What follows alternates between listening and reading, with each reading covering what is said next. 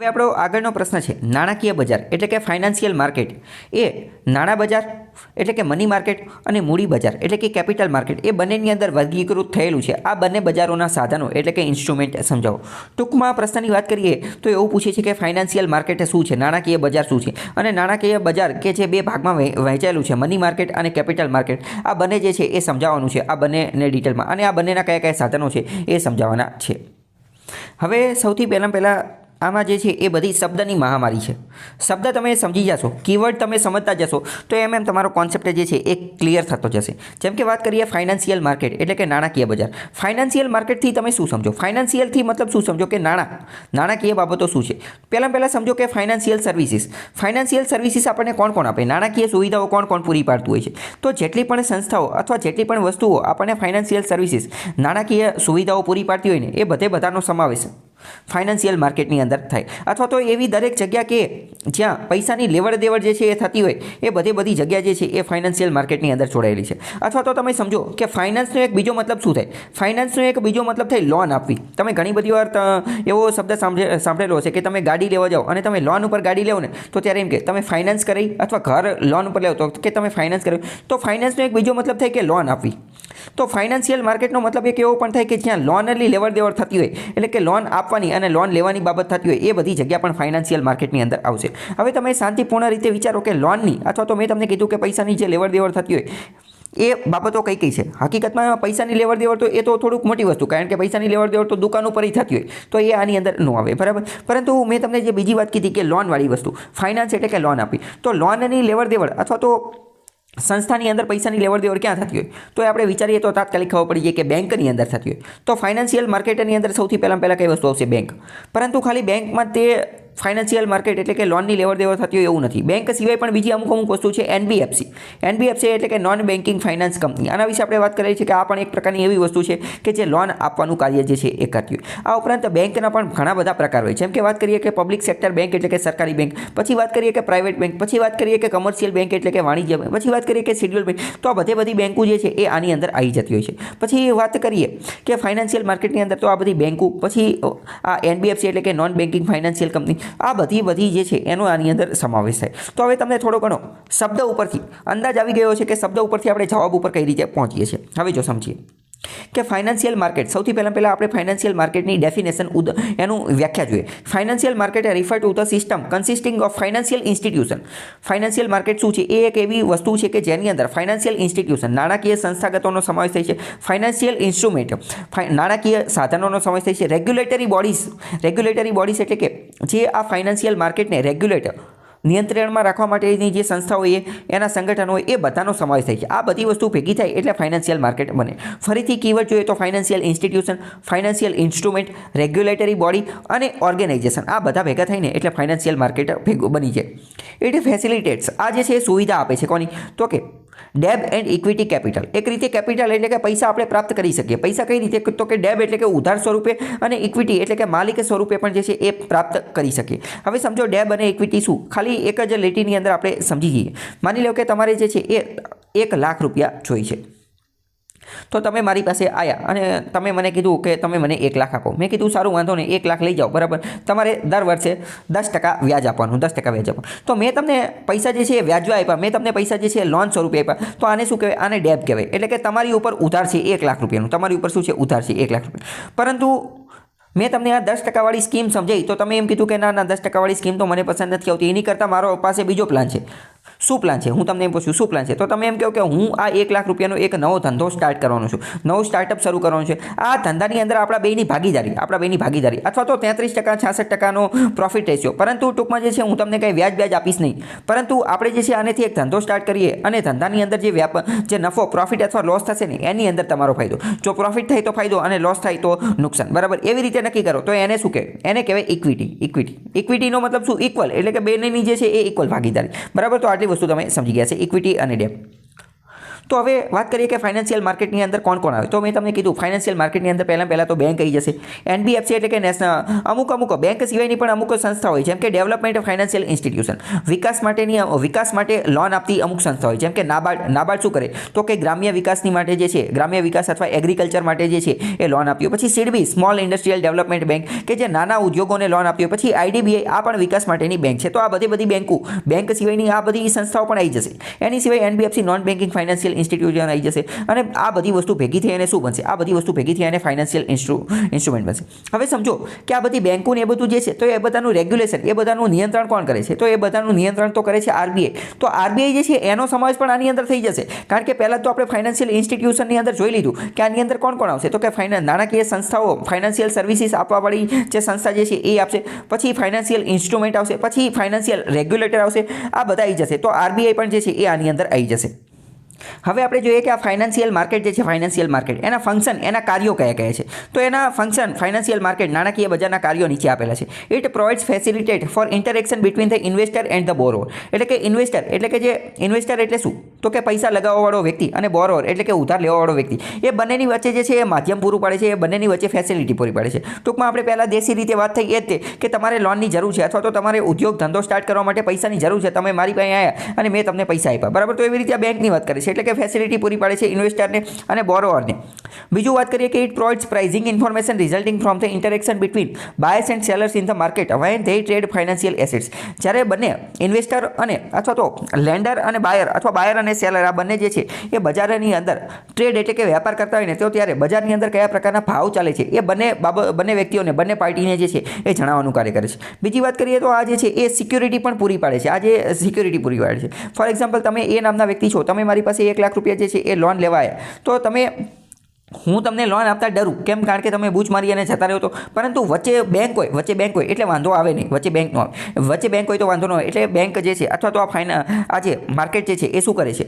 Security પણ પૂરી પાડે છે ફાઇનાન્શિયલ એસેટ્સને. બીજું આનું ફંક્શન કાર્ય શું છે? It ensures liquidity by providing a mechanism for an investor to sell the financial assets. માની લો કે ભવિષ્યની અંદર કોઈ વ્યક્તિ લોન લઈ અને જતું રહ્યો અને પછી લોન બૂચ મારી અને જતું રહ્યું, તો આવા કેસની અંદર શું કરવાનું?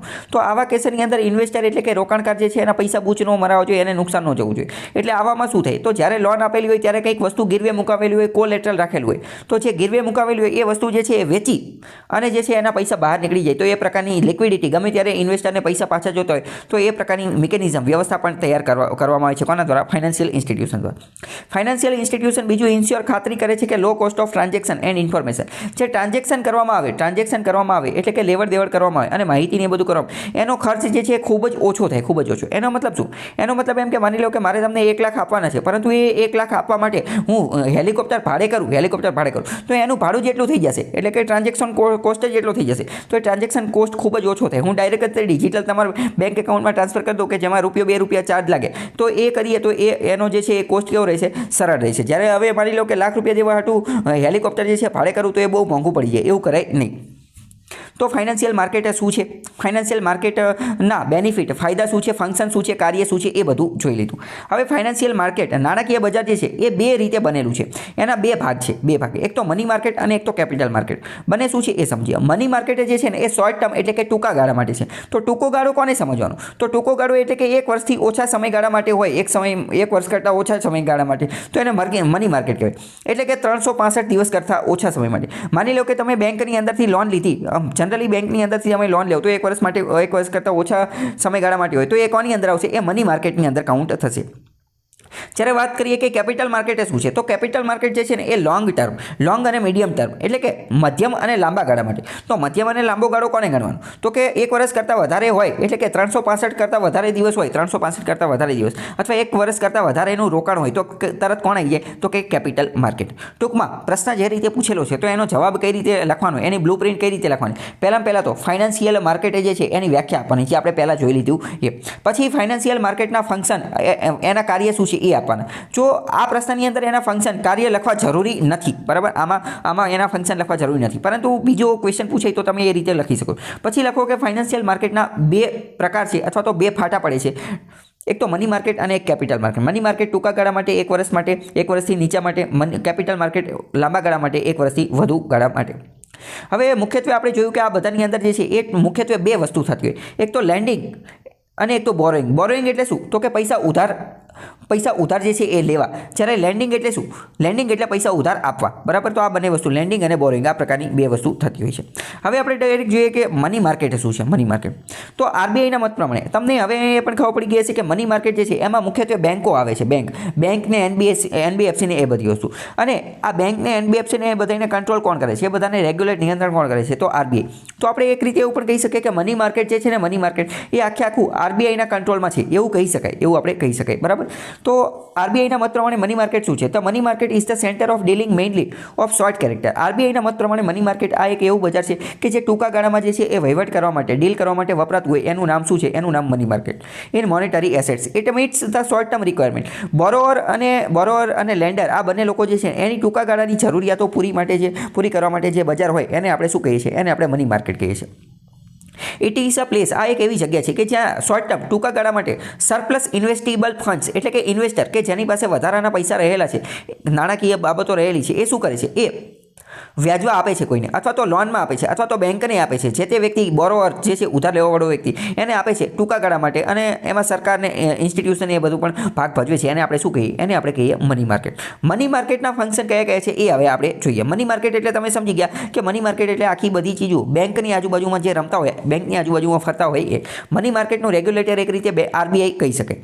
Two maintain the balance between the demand and the supply for money when it comes to short term money related transaction monetary equilibrium. Money માર્કેટનું એક કાર્ય એવું કહી શકીએ કે ટૂંકા ગાળાની અંદર પૈસાની જે છે એ લેવડ દેવડ અથવા તો પૈસાની ડિમાન્ડ અને સપ્લાય એ બંનેની વચ્ચે જે છે એ બેલેન્સ એટલે કે સમતોલન જાળવી રાખવાનું કાર્ય કરે છે. બીજું મની માર્કેટ શું કરે છે? તો કે પ્રમોટ ઇકોનોમિક ગ્રોથ, આર્થિક વિકાસ જે છે એને પ્રોત્સાહન આપે છે. મની માર્કેટ જે છે એ અલગ અલગ ફંડ નવા પૈસા પણ જનરેટ કરી શકે છે અલગ અલગ ઇકોનોમીના, એગ્રીકલ્ચર, સ્મોલ ઇન્ડસ્ટ્રી એ બધાના અંતર્ગત. એ બધાને તો લોન આપવાનું કરે છે. મેં તમને કીધું મની માર્કેટ આવે એટલે તમારા મગજની અંદર ચિત્ર કોનું આવવું જોઈએ? તો કે બેંકનું ચિત્ર આવવું જોઈએ. પછી વાત કરીએ કે મની માર્કેટ બીજું શું કરે છે? Provide help to trade and industry. વેપાર અને ઉદ્યોગ ધંધાવાળાને જે છે એ મદદ કરે છે. શેની માટે? તો કે વેપાર ધંધો કરવા માટે. માની લો કે કોઈ ઇન્ડસ્ટ્રી છે, તો ઇન્ડસ્ટ્રીએ રો મટીરિયલ ખરીદવાનું છે, તો રો મટીરિયલ ખરીદવા માટે એ પૈસા મોકલશે, તો પૈસા માટે એ બેંકનો સહારો જ લેશે. તો મની માર્કેટ પ્રોવાઇડ્સ એડિક્યુએટ ફાઇનાન્સ, એ લોન આપવાનું પણ કોશિશ કરે છે ટ્રેડ અને ઇન્ડસ્ટ્રી બંનેને. અને provides facility to discounting bill of exchange, અને આ બધાની પણ સુવિધા આપે છે. ડિસ્કાઉન્ટિંગ ને બિલ ઓફ એક્સચેન્જ શું છે એ આપણે સમજીશું. To help in implementing monetary policy, monetary પોલિસીને લાગુ પાડવા માટે પણ જે છે આ મની માર્કેટ એ રોલ ભજવે છે. It provides a mechanism for effective implementation of the monetary policy, monetary પોલિસીના અમલીકરણમાં મહત્વની ભૂમિકા ભજવે છે. કેપિટલ ફોર્મેશન એટલે કે નવા પ્રકારનું કેપિટલ, નવા પ્રકારનું જે છે એ મૂડી, એની ફોર્મેશન, એની રચના કરવામાં પણ મદદ કરે છે. Money market makes available investment for short term, ટૂંકા ગાળા માટે જે છે એ ઇન્વેસ્ટમેન્ટ લાવી અને કાર્ય કરે છે. જનરેટિંગ સેવિંગનું જે છે એ નિર્માણ કરે છે અને ઇન્વેસ્ટમેન્ટને એ બધું લાવે છે. હવે મની માર્કેટ એના ફીચર, એના લક્ષણો કયા છે એ જોઈએ. તો કે the money market provides non inflationary sources of finances to the government. સરકારને પણ જો લોનની જરૂર હોય તો મની માર્કેટની અંદરથી મળી જાય છે. તમને ખ્યાલ હશે કે સરકારને પણ લોનની જરૂર હોય તો આરબીઆઈ પાસેથી અથવા અન્ય બેંક પાસેથી લઈ શકે છે. It is possible by issuing treasury bills.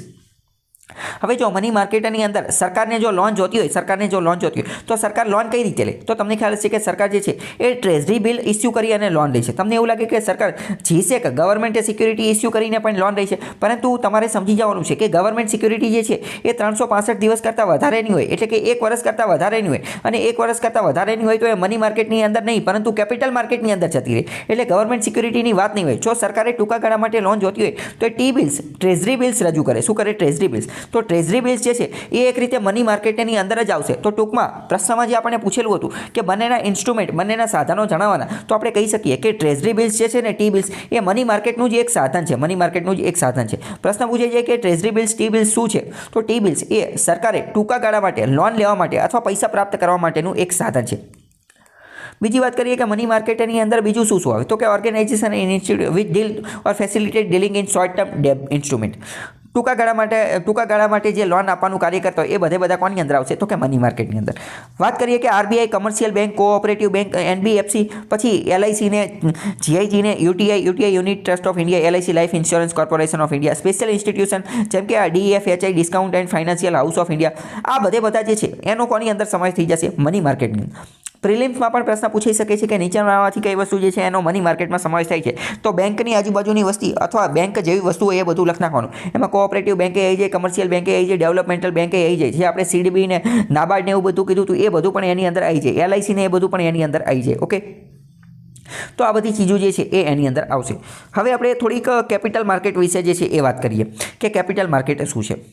હવે જો હજી આ જે મની માર્કેટ જે છે ને એના અમુક ઇન્સ્ટ્રુમેન્ટ બાકી છે એ આપણે પછી જોઈએ, પરંતુ અત્યારે ખાલી બેઝિક આઈડિયા મેળવો કે મની માર્કેટ શું છે. હવે આપણે કેપિટલ માર્કેટની થોડીક વાત કરીએ કે કેપિટલ માર્કેટ આપણે પહેલાં જ વાત થઈ ગઈ કે 1 વર્ષ કરતાં વધારે એટલે કે મીડિયમ અથવા લોંગ ટર્મ માટે હોય તે. આની અંદર પણ લોન જ આપવાનું હોય, આની અંદર પણ એ બધા ઓર્ગેનાઇઝેશન ઇન્સ્ટિટ્યુશન આ બધી વસ્તુ આવે કે જે બોરોઈંગની અંદર આવે અને 1 વર્ષ કરતાં વધારે માટે જે છે એ ઉધારને એવું બધું લેતા હોય.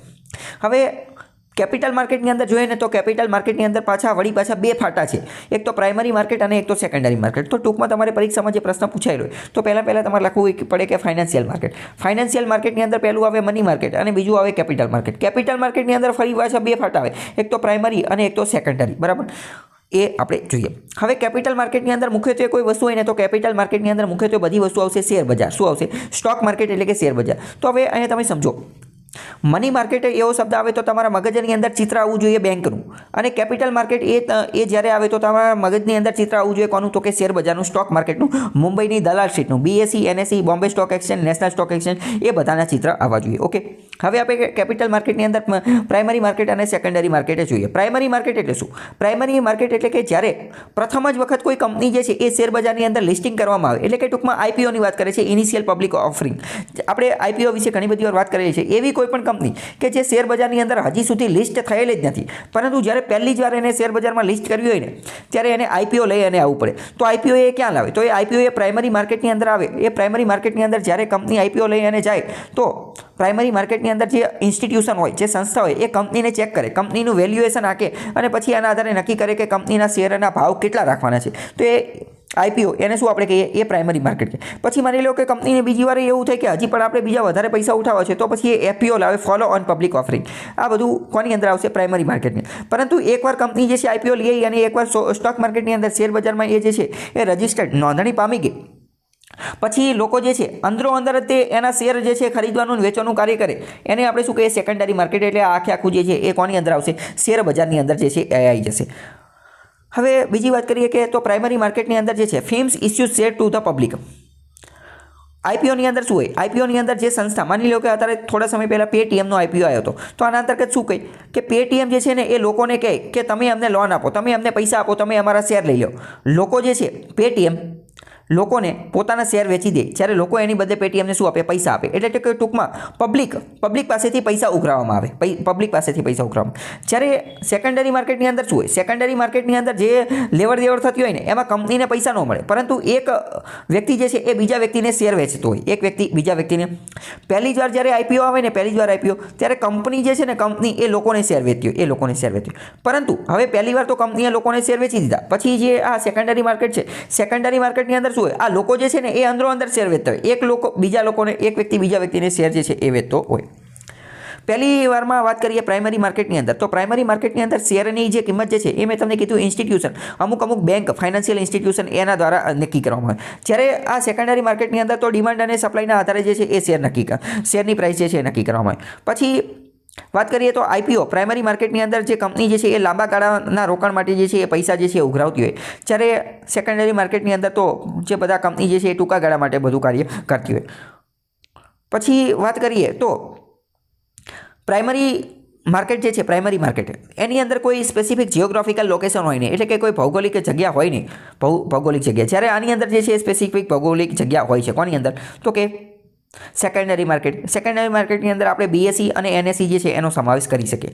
અને બંનેની વાત કરીએ તો બંનેનું જે છે રેગ્યુલેટર એ કોણ છે? તો કે SEBI છે. બંનેનું રેગ્યુલેટર કોણ છે? SEBI. ફરીથી હવે આપણે ટૂંકમાં વાત કરીએ તો તમે સમજો, પહેલાં આપણે શું જોયું હતું? મની માર્કેટની અંદર મેં તમને કીધું મની માર્કેટ આવે એટલે બેંકનો વિચાર કરવાનો. તો બેંકનું રેગ્યુલેટર કોણ હતું? તો કે RBI હતું. RBI તો આપણે એવું કહી શકીએ કે RBI એ મની માર્કેટનો રેગ્યુલેટર છે.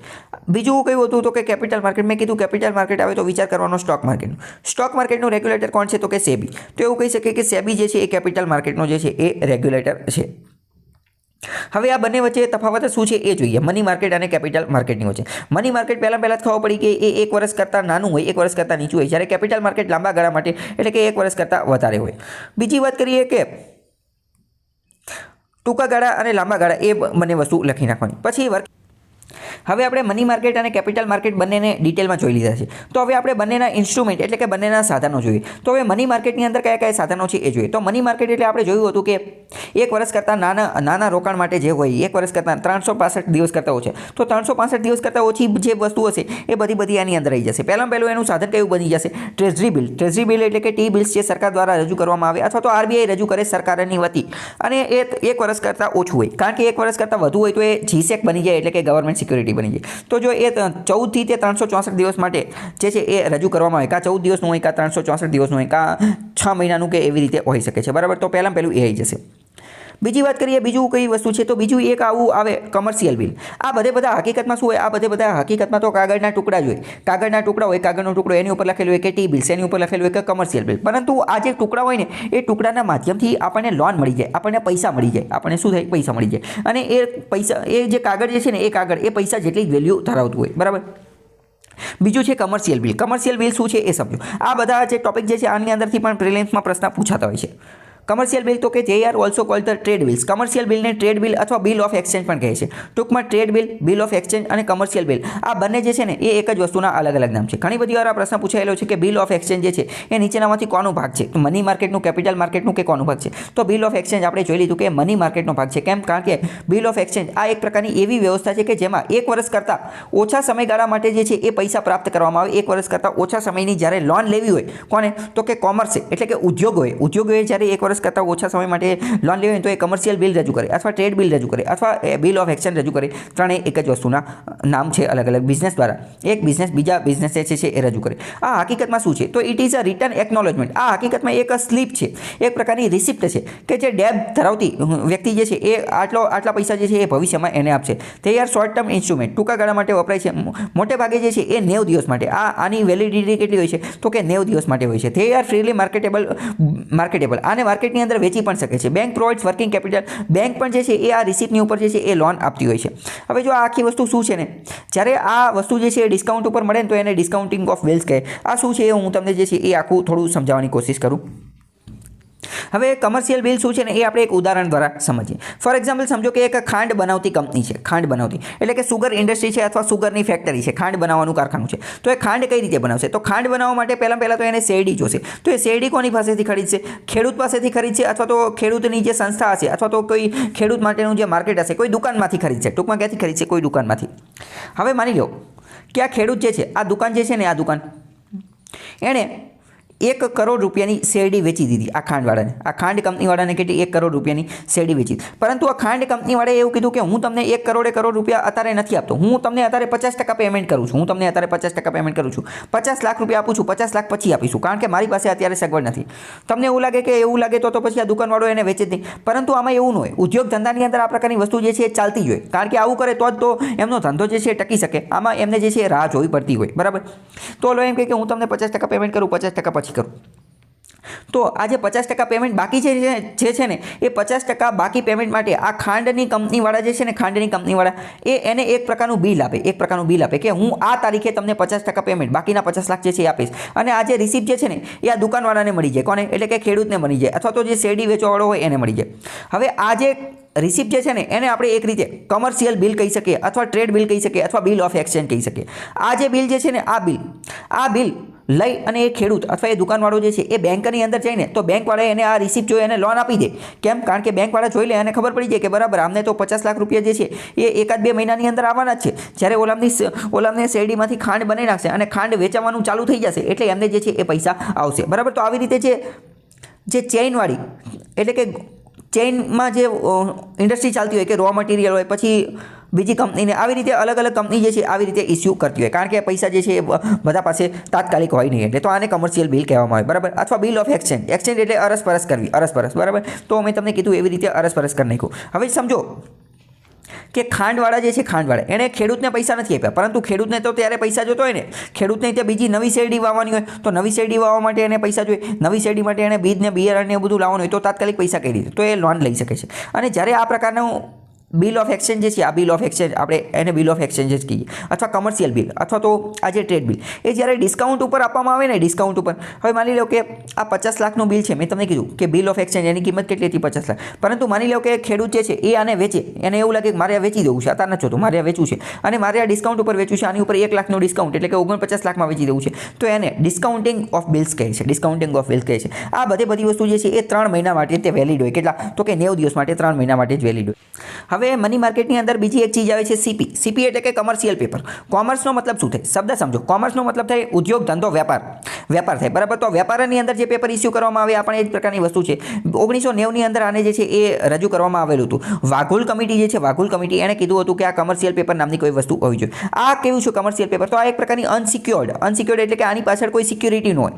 આ પ્રકારની અનસિક્યોર્ડ પ્રોમિસરી નોટ્સ છે. વિધાનવાળા વાક્યમાં ડાયરેક્ટ કહી દેશે કે કમર્શિયલ પેપર શું છે, તો કે અનસિક્યોર્ડ પ્રોમિસરી નોટ્સ છે. પહેલું વિધાન આવું આપી દીધેલું છે. સિક્યોર્ડનો મતલબ શું થાય? સિક્યોર્ડનો મતલબ એવું થાય કે એવી કોઈ વસ્તુ કે જેની પાછળ ગીરવો મૂકેલો હોય, ગીરવે કંઈક કોલેટરલ મૂકેલો હોય, પરંતુ આની પાછળ કોઈ હોય નહીં. આ કમર્શિયલ પેપર કોના દ્વારા રજૂ કરવામાં આવે? તો કે કોઈ બિઝનેસ દ્વારા, કોઈ કોર્પોરેટ દ્વારા, કોઈ ઉદ્યોગ જગત દ્વારા, કોઈ જે છે એ વેપારી હોય ને એના દ્વારા રજૂ કરવામાં. પરંતુ આ કમર્શિયલ પેપર એવો જ વ્યક્તિ રજૂ કરી શકે કે જેની નેટવર્થ જે છે ને એ 5 કરોડ હોય. બેંકની અંદર એની નેટવર્થ છે, એની કંપનીની વેલ્યુ ઓકાત જે છે એ 5 કરોડ હોવી જોઈએ. 5 કરોડ અથવા 5 કરોડ કરતાં વધારે હોવી જોઈએ ટૂંકા ગાળા માટે. એટલે આમાં શું થાય? These are issued at discount price. આને જે છે એ ફેસ વેલ્યુના ડિસ્કાઉન્ટ ઉપર 14 દિવસથી તે 12 મહિના સુધી જે છે એ ઇસ્યુ કરવામાં. These are issued in multiple of 1 લાખથી તે 25 લાખ સુધીમાં જે છે, વધુમાં વધુ 25 લાખ સુધીમાં જે છે એ આને ઇસ્યુ કરી શકે. 1 લાખથી 25 લાખ. તો હવે કમર્શિયલ પેપર શું છે એ આપણે ઉદાહરણ દ્વારા સમજીએ. માની લો કે કોઈ રાજ નામનો વ્યક્તિ છે. આ રાજ નામનો વ્યક્તિ જે છે એ બહુ મોટો વેપારી છે, એની બહુ મોટી કંપની છે, અને એના બેંક એકાઉન્ટની અંદર તે 10 કરોડ રૂપિયા પડ્યા છે. એના બેંક એકાઉન્ટની અંદર 10 કરોડ, અથવા તો એની કંપનીની વેલ્યુ જે છે એ પણ 5 કરોડ કરતાં વધારે છે. એની વેલ્યુ એ છે, એની બેંકમાં જે છે એ 5 કરોડ કરતાં વધારે વેલ્યુ છે.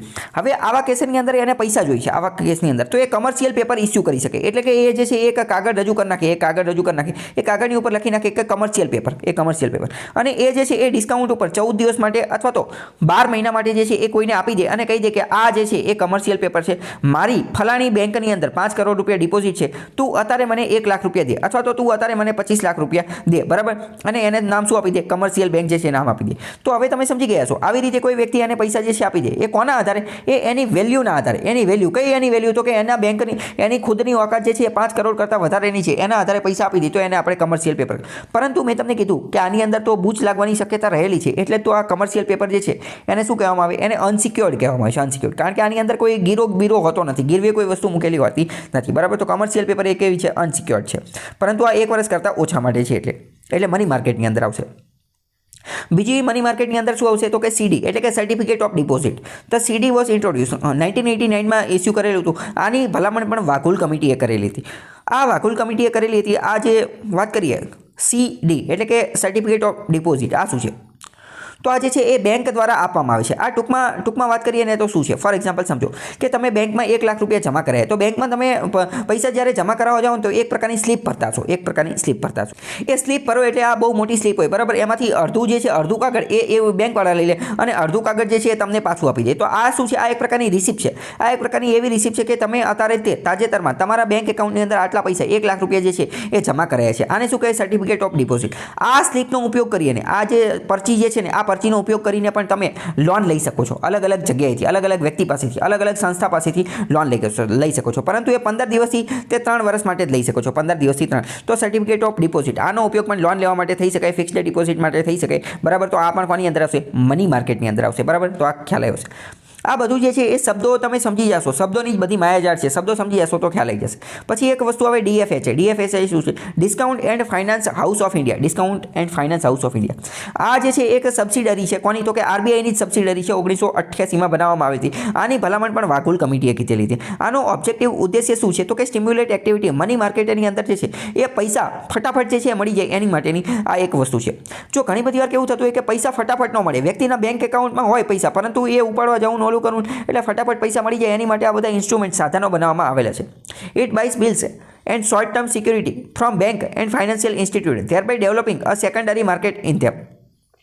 આમાં શું કરવામાં આવે કે આમાં એક discount and finance house of India limited આ એક પ્રકારની સંસ્થા છે આરબીઆઈ અંતર્ગત જ કામ કરતી સંસ્થા છે. આ સંસ્થા શું કરે? આ સંસ્થા બેંક પાસેથી અથવા બીજી કોઈ સંસ્થા પાસેથી જે રિસિપ્ટ હોય ને જે રિસિપ્ટ એ ખરીદવાનું કાર્ય કરે છે ટૂંકા ગાળા માટે. આ બધા જે બિલ હોય અથવા સિક્યુરિટી હોય એ ખરીદવાનું કામ કરે છે. આપણે જે રીતે કીધું કે જે પૈસા જમા કરાવી તો એની રિસિપ્ટ થઈ, કોકે જમા કર્યા કોકે ઉપાડ્યા એ બધાની રિસિપ્ટ રહી, તો એ બધી રિસિપ્ટ જે છે એ ખરીદવાનું કામ કરે છે કોણ? તો કે આ જે આરબીઆઈની અંતર્ગત કામ કરતી સંસ્થા ડીએફએ છે, discount and finance house of India, એ આ કાર્ય કરે છે. બરાબર. હવે બીજી વાત કરીએ કે ગિલ્ડ એજ માર્કેટ. ગિલ્ડ એજ માર્કેટ જે છે એ પણ કોની અંતર્ગત આવશે? એ પણ મની માર્કેટ અંતર્ગત જ આવશે. ગિલ્ડ એજ માર્કેટનો મતલબ એવો થાય, ગિલ્ડનો મતલબ શું થાય? ગિલ્ડનો મતલબ ખૂબ જ કિંમતી અથવા એવી વસ્તુ, ગિલ્ડ એજનો મતલબ એવી વસ્તુ કે જે ક્યારે બૂચ મારી અને કોઈ જતું રહેશે નહીં, એટલે કે વિશ્વાસપાત્ર. ગિલ્ડ એજનો આપણે એકદમ સાદો શબ્દ કહી શકીએ કે વિશ્વાસપાત્ર. ટૂંકમાં ગિલ્ડ એજ માર્કેટ એટલે એવી વસ્તુ કે જે સરકાર દ્વારા ઇસ્યુ કરવામાં આવેલી, સરકાર દ્વારા જે ગવર્મેન્ટ સિક્યુરિટી ઇસ્યુ કરવામાં આવે અથવા તો જે બોન્ડ રજૂ કરવામાં આવે અથવા તો આપણે જે વાત કરીએ કે ટ્રેઝરી બિલ્સ રજૂ કરવામાં આવે, આ બધી વસ્તુને ગિલ્ડ એજ કહેવામાં આવે. કેમ? કારણ કે સરકાર જે છે એ ક્યાંય જવાની નથી, સરકાર જતી રહે તેમ છતાં પણ જે નવી સરકાર આવશે ને તો એને તો આ પૈસા આપવા જ પડશે, એમને તો આ પૈસા આપવા જ પડશે અથવા જે તે દેશની સેન્ટ્રલ બેંક દ્વારા પણ બેકિંગ આપવામાં આવેલું. ટૂંકમાં ગિલ્ડ એજ એટલે એવી વસ્તુ કે જે બૂચ મરાવવાની અથવા તો જે ગાયબ થવાની અથવા તો જેમાં જે છે એ નુકસાન જવાની શક્યતા ખૂબ જ ઓછી હોય, એને આપણે શું કહીએ? ગિલ્ડ એજ કહીએ છીએ. સરકાર દ્વારા જે કોઈ પણ સિક્યુરિટી રજૂ કરવામાં આવે એ બધાને ગિલ્ડ એજ કહેવામાં આવે છે. એ જ બધું. હવે આપણે જે છે એ એક એમસીક્યુ જોવાની કોશિશ કરીએ. ટૂંકમાં બધા વિધાન આપેલા છે, એ વિધાન સાચું છે ખોટું છે એ તમારે કહી દેવાનું, અહીંયા જ તે કહી દેવાનું. પહેલું એવું કીધું કે capital market is the market for the short term. Capital market એ ટૂંકા ગાળા માટે છે. પહેલું જ વિધાન ખોટું છે, કારણ કે કેપિટલ માર્કેટ ટૂંકા ગાળા માટે નથી, એ તો લાંબા ગાળા માટે છે. પછી બીજું વિધાન જોઈએ તો શેની વાત કરે છે કે the money market is the market for the medium and long term. Money market જે છે એ મીડિયમ અને લોંગ ટર્મ માટે છે. તો આ વિધાન પણ ખોટું છે, કારણ કે મની માર્કેટ એ ટૂંકા ગાળા માટે છે, 1 વર્ષ માટે છે.